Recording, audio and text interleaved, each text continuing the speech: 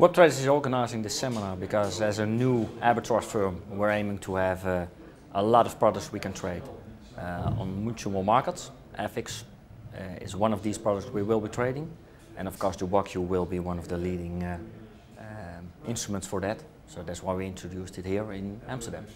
But the world currency unit, which we shortened to Wocu, and that's already prompted some discussion on the blogs about whether it's a character out of Star Wars or whether it's something to do some Chinese cooking in. But no, it's a world currency unit.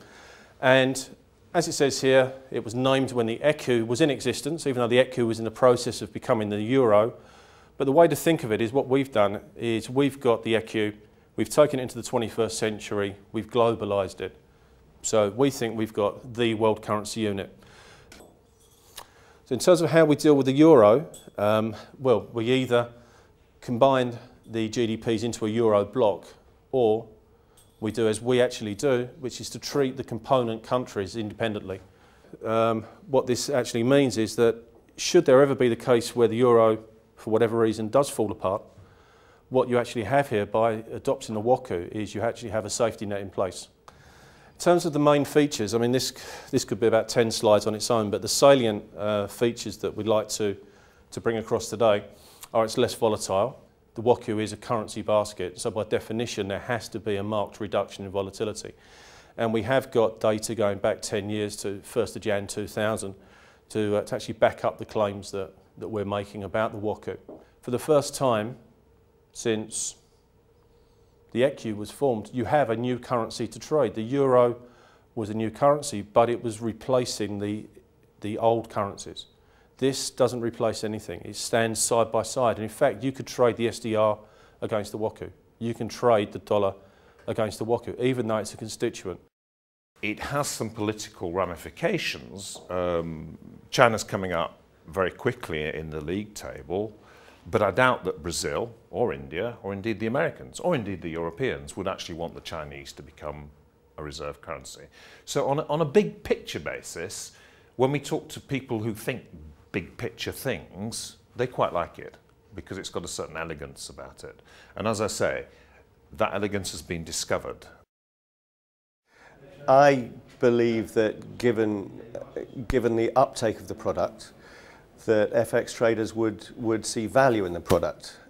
If it creates liquidity for foreign exchange traders or for algorithmic traders, and if they can make money in quoting it or efficiently hedge in utilising it, then I can see great value in it. Another asset class, another currency. I think the Wocu, not for everybody, but for specific groups, it provides a fantastic tool. And personally, I was thinking about selling oil. Usually crude oil is being sold in dollars, but not everybody is very pleased by that.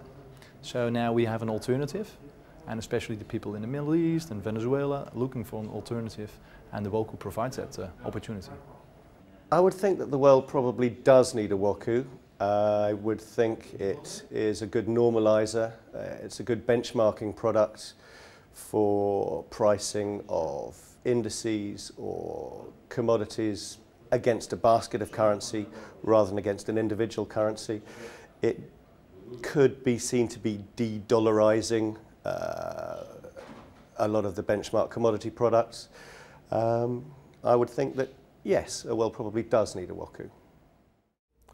I think the timing is ripe because, as mentioned earlier, there are tectonic plates shifting. When China is exporting more than Germany, and when it wasn't even in the Wocu basket when it was first conceived, it's coming up the curve of production so quickly.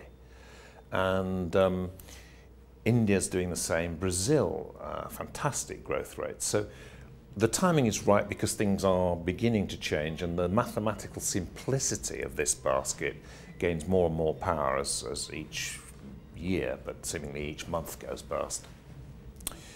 We have a number of things on the move right now.